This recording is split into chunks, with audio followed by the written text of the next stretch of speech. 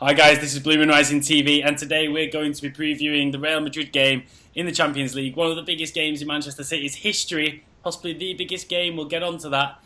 Alex, Walter, how are we feeling? Feeling confident today? Yeah, well, I wouldn't say confident. I'd say I'm excited though. I'm definitely up for it. Okay. Walter? I mean, the thing is, if someone had told me a few years ago we're going to be playing the Champions League semi-final against Real Madrid, I'd have thought I'd been knocked over the head and woke up in a hospital. You know what I mean? It's the absolute stuff of dreams, this. Absolute stuff of dreams. Okay, we'll be hoping to put Real Madrid into A&E after Tuesday night. Is that a really bad metaphor? I'm sorry already. Let's move on to previewing this. We're going to start with the rumours over which players are in and out. The media's gone into overdrive about Ronaldo possibly not playing. He didn't play at the weekend when they won 3-2. Benzema also picked up a knock. How are we feeling about this? Do you think it's all mind games? Is Ronaldo going to be there at the Etihad on Tuesday night? I'll let you kick off, Alex. Of it. An awkward pause, isn't it? I'm very suspicious of the whole Ronaldo talk, with him being kind of in, out, and him going off injured last week. The whole thing, maybe I'm pessimistic, but it did reek of mind games, like you say.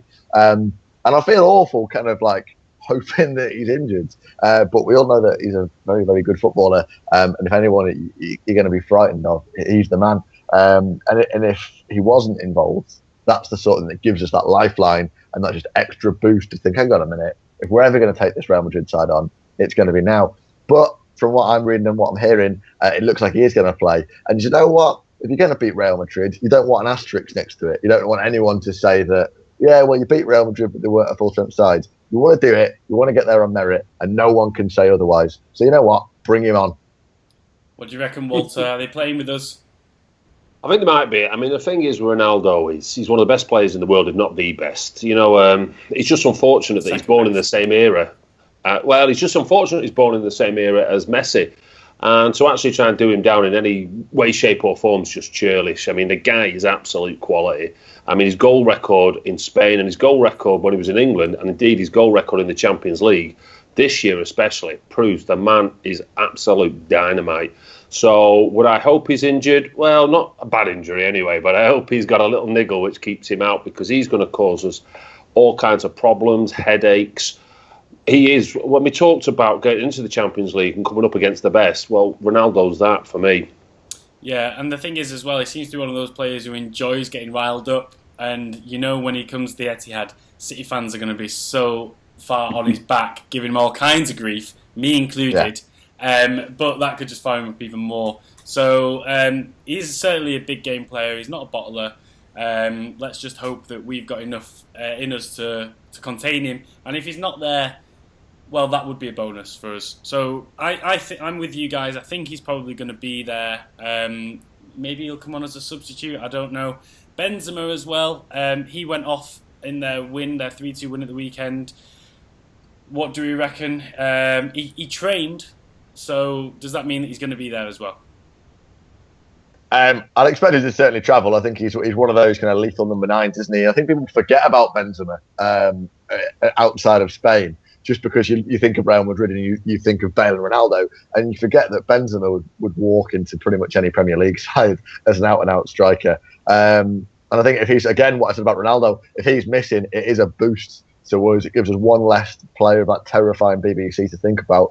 And I think for me that if Benzema is involved, he's someone who could do the damage. We'll all expect Ronaldo. There'll be millions of bets on Ronaldo to be the first goal scorer. He's the sort of player that on his day could come and score a hat-trick at City. So if he's either doesn't play, or maybe even better, he plays and he's at half capacity, and he's still got a little ache and a pain. I have seen the footage and he did limp off and it did look, quite genuine. I think it's someone who maybe doesn't start, and it might just cause Real Madrid to just sort of rethink their strategy a little bit as well, which is only a good thing for us. Gareth Bale at the weekend, he was their hero. What do we think about him coming back to playing an English team? Do you think that he'll turn it on when he comes to the Etihad? I think Gareth Bale is. I think he's the best British player anyway. I think he's another one with dynamite in his boots. I mean, he's gone over there let's get this right. He always came across as quite a shy bloke who wasn't going to just sort of learn the Spanish and learn. He could have quite easily gone under at Madrid, I feel, because he's not going to that big personality, but he quietly goes about his business. And for me, could argue that he's been one of their top 2 or 3 players this season, or even the last few years. I think he's absolutely brilliant, Bale. And if he became available on the market, I hope City would be putting in a bid for him. Yeah. I just think no matter who he comes up against, he doesn't care. I mean, he's going to be putting in a shift, he's going to be putting in a performance, and again, he's going to be giving us all kinds of headaches and problems on the night. Real Madrid fans are known for being some of the most fickle in the world. However much we might think of other teams in England being fickle, their fans are atrocious at times, and they really got on his back when he had a couple of iffy months where he wasn't scoring 30-yard screamers and taking on the whole of Levante's defence before chipping the goalkeeper. Standards are so high at that club, and expectations are so high. Look at who he's competing with. I mean, Ronaldo is the sort of player that you can almost, I hate to say it, you can almost guarantee will score either home or away for Real Madrid, assuming he plays in both games. His goal record, not this season, not last season, for the last 7-8 years, he gives you a goal a game. And I think for Gareth Bale, who goes in with a bigger price tag, I think if City had paid 100 million for a player, if he has an off day, you start asking questions. Gareth Bale accepted that high level of expectation as the most expensive player of all time. But what's terrifying is that he didn't flop, and he lives up to it. And that is an achievement in itself. You can shove your best player in your PFA or whatever to say, I'm the £100 million man or the €100 million man, and I live up to it. That in itself is an award. Yeah, I think our defence, we're going to have to be at the top of the game, aren't they, if we're going to contain what is arguably one of the strongest attacking lineups when they're there ever. We've got Bale, and then they've got, all over the midfield, they've got threats, haven't they? Whether you're talking Modric, whether it's Isco, there's threats everywhere. So it's funny because a few months ago, if you'd have told me that BBC would be going up against Gael Clichy and Sanya, Mangala and Otamendi, and we'll get on to who we think is going to make the back four, it would have been over before it started, but now at least I think our back four is getting a bit more stable and might be able to do something there. They're going to have to be at the top of the game though, aren't they? I think it's not just a back four. I've got a feeling it's got to be a whole team effort. I mean, pretty much like Paris Saint-Germain. I think you've got the back four there, but if you've got that kind of talent running at it, it's going to get ripped to shreds. So you're going to need Fernandinho and Fernando and maybe possibly Navas, all offering that kind of defensive quality. You've got to play both sides of the ball. But let's get it right, folks. We're in a semi-final, so we are coming up against the team that we all wanted to draw out the hat as well. Yeah. So there's no mugs at this stage of the competition, not whatsoever. I think they should be quaking in the boots about Fernando possibly popping up and scoring as well on current form as well. So be warned, Real Madrid. Fernando, and that goal, I've got to say, it was class. It was an absolutely superbly taken header, and you just wouldn't. It feels like confidence is at an all-time high. We're going to come on to that now, actually. Let's talk about form then for both teams. Manchester City, we're going into this on pretty good form. We had a blip at Newcastle, but we got back into it on Stoke. What do we think? Are we in a good shape at the minute, guys? Yeah, we've got a few good days at the office, and I think it's exciting to see that we look like we are accelerating. I know I bitched and moaned a little bit on a fan cam after the game, saying that we were flattered by 4-0. Spoiled brat. I know, yeah, I was such a plastic now. But it's I'm going to get murdered for saying that in the comments now. No, it's but on reflection, I think it's not every week that you win 4-0, and that's the kind of confidence. And the fact that someone like Fernando came out with a little bit of quality in front of goal and got a nice little finish is actually, in these big Champions League games, more often than not, you look at history, it's not the star strikers that score the winners. It's that player that's got a little bit of metal and got a little bit of heroism in them. Heroism, I said, not the other one. There's been a drug scandal already this week. So yeah, I'll leave that to Madu Sacco. It's that player that's got a little bit of magic just flowing in their veins.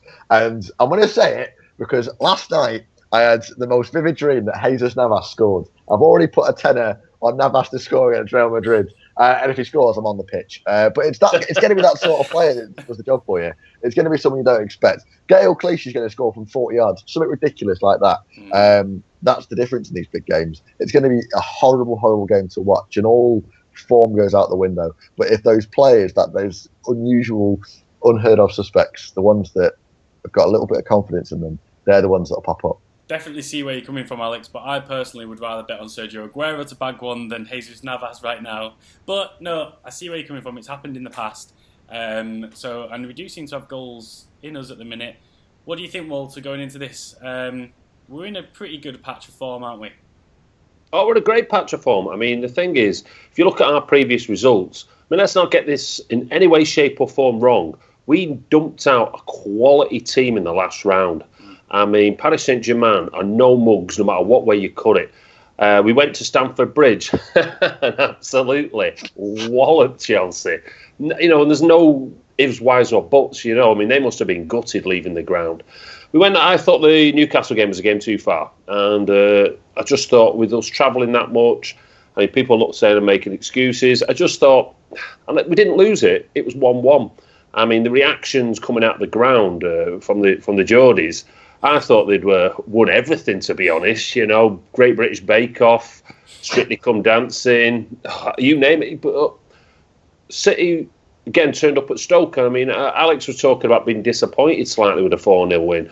I was absolutely loving it. I came out. No. I wasn't disappointed with a 4-0 win. Can we just scratch that other record? Delighted with a 4-0. I just thought that we were flattered. We were flattered in the scoreline because I don't think the performance necessarily warranted 4-0.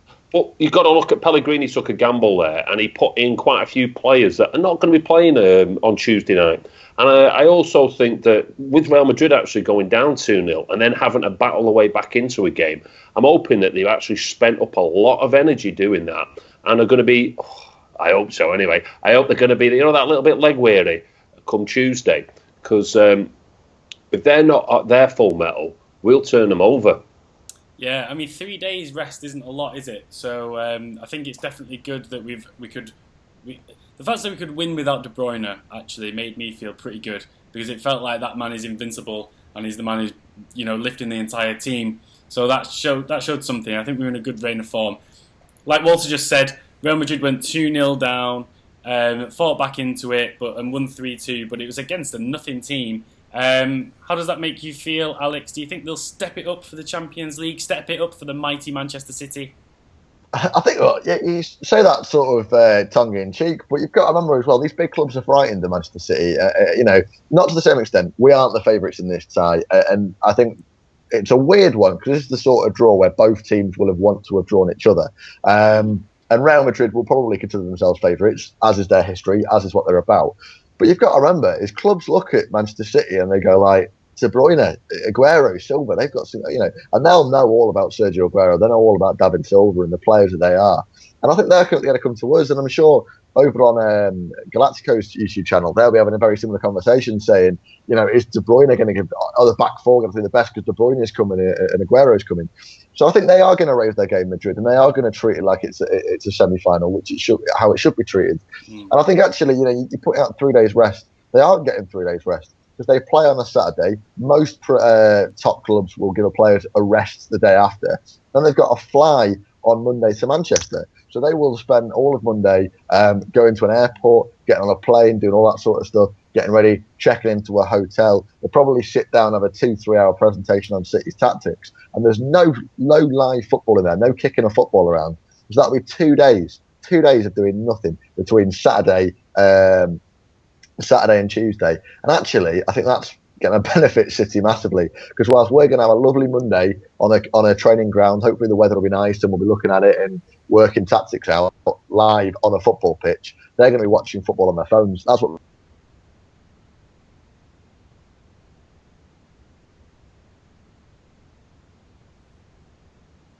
they come out in City's favour, and all the omens are just looking at this.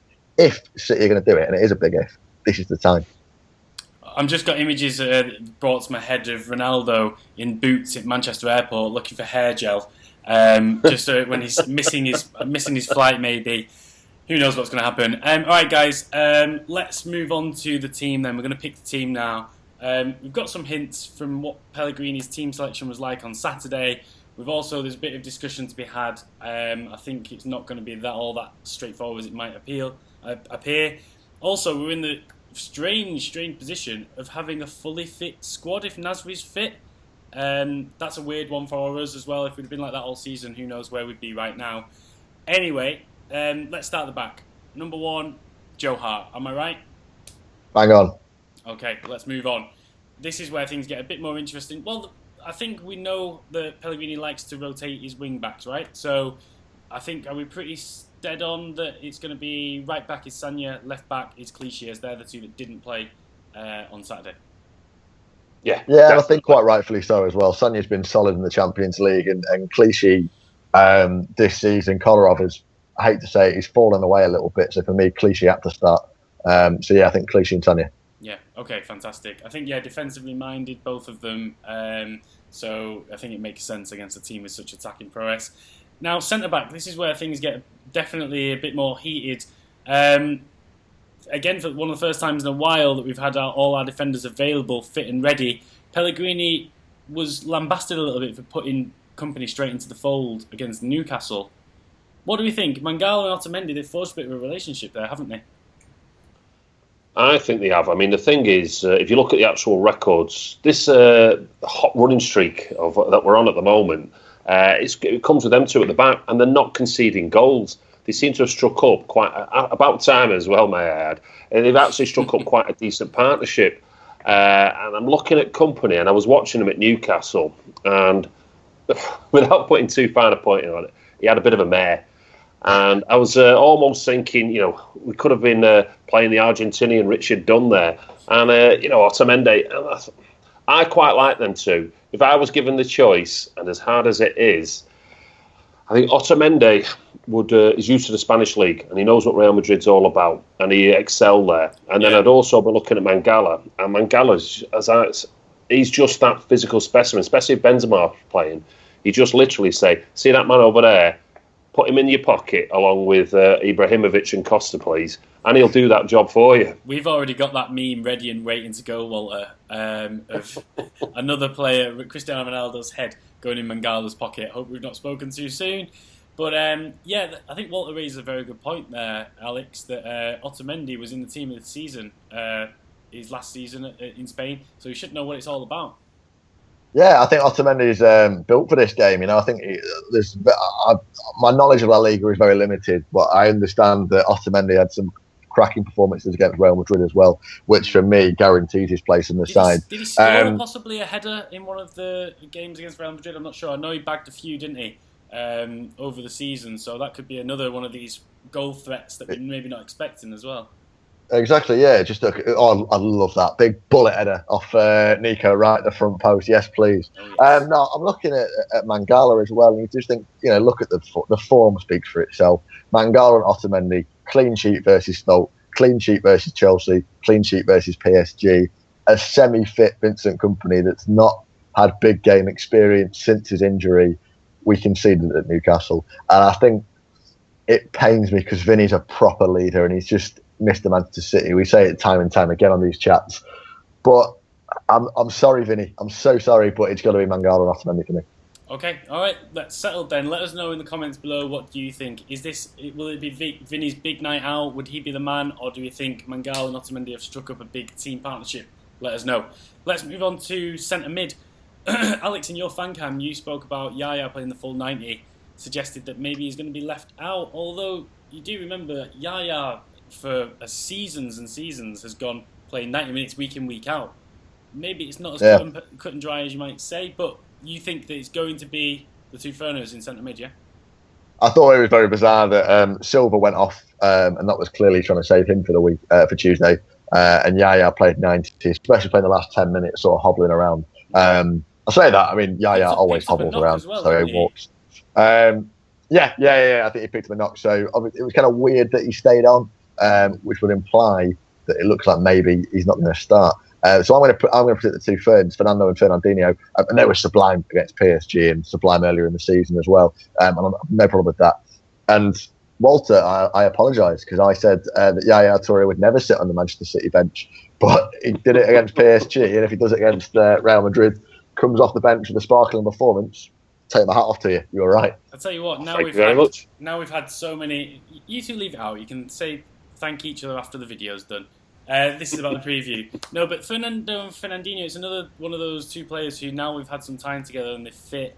They're starting to strike up a relationship, and again, it's another one of those positions that you need time to grow together, don't you? Like the centre backs that they've not really had all season. And I think it's developing into a beautiful, beautiful relationship, don't you think, Walter?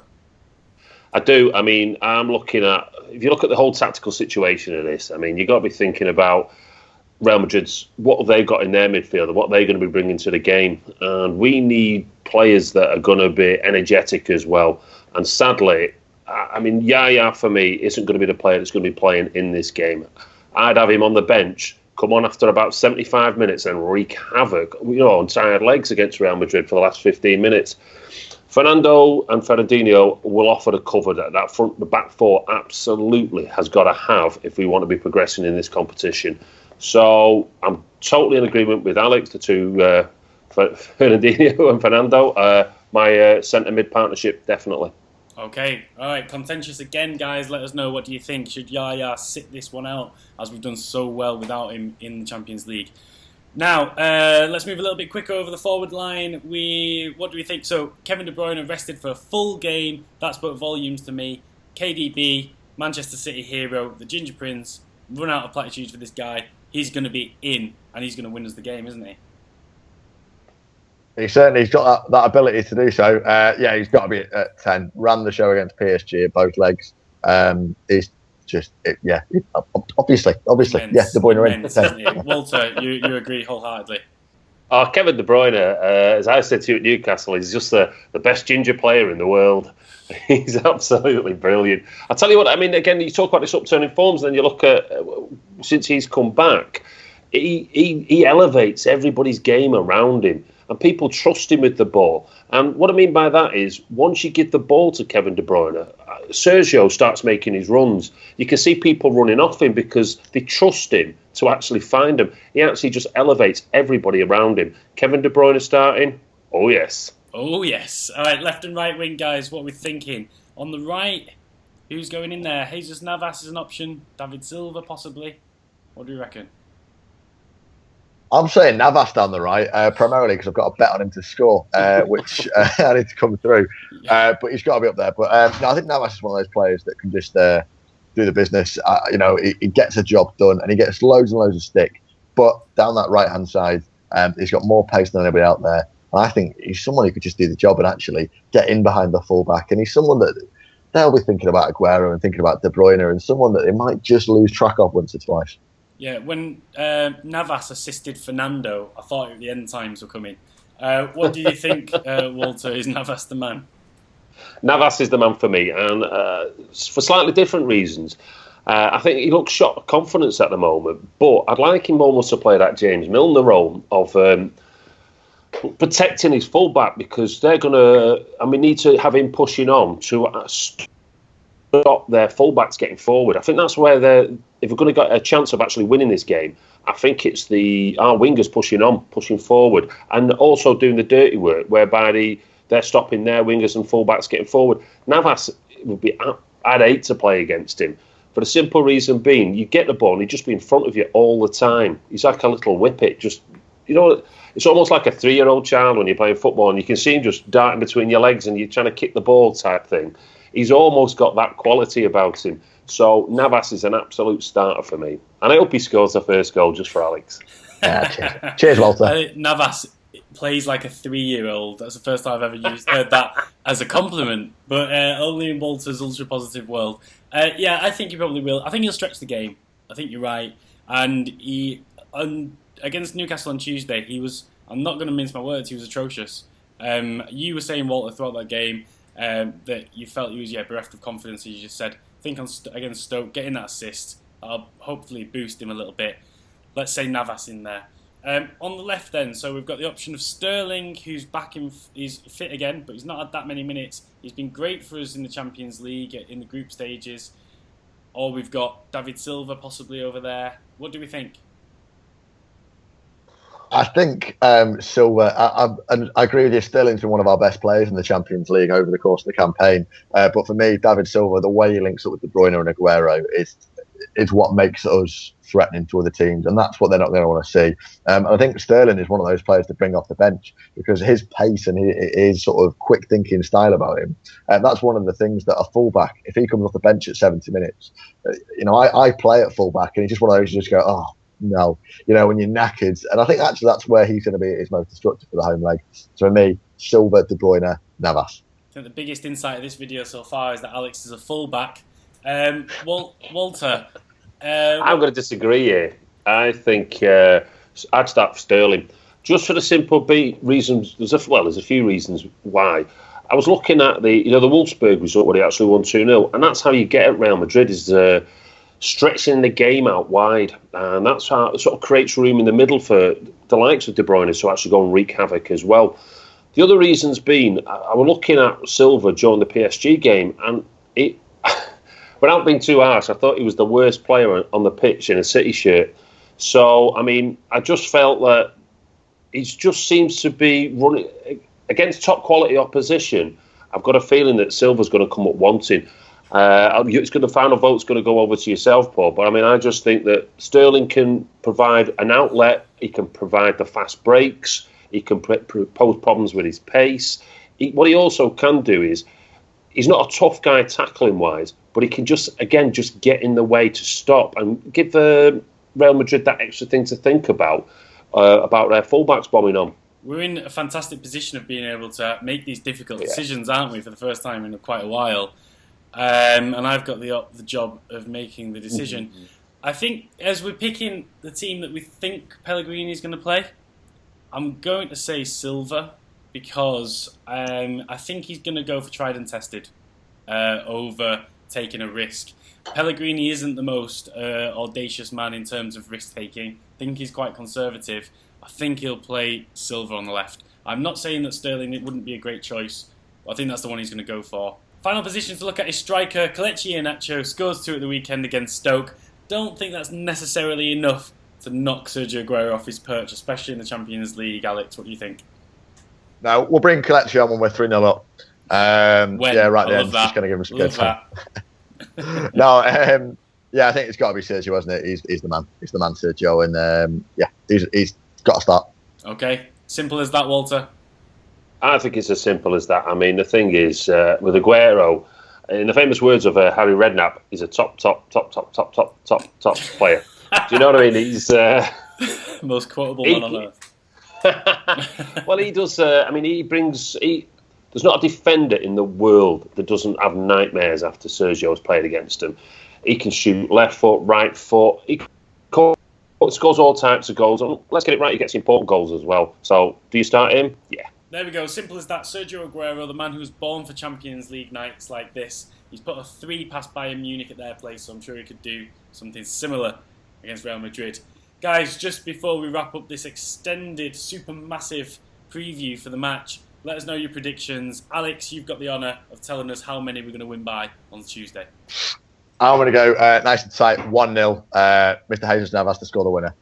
He's actually doing it. Right, okay. Walter. My favourite prediction is for City, 3-1 win. And who's going to be your first goal scorer then?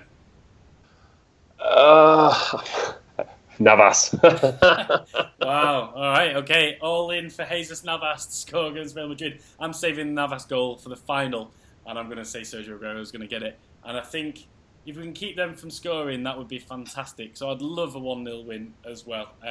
So let's see if we can do that. Guys, let us know, have you enjoyed this extended Supermassive preview? Drop a like on the video if you have. If you're still watching, if you've made it this far, comment on all the points we've said so far. Get your score prediction in there. Who's right? Alex, Walter. Is Navas going to bag a goal against Real Madrid? Subscribe if you're new to the channel. Come on, City!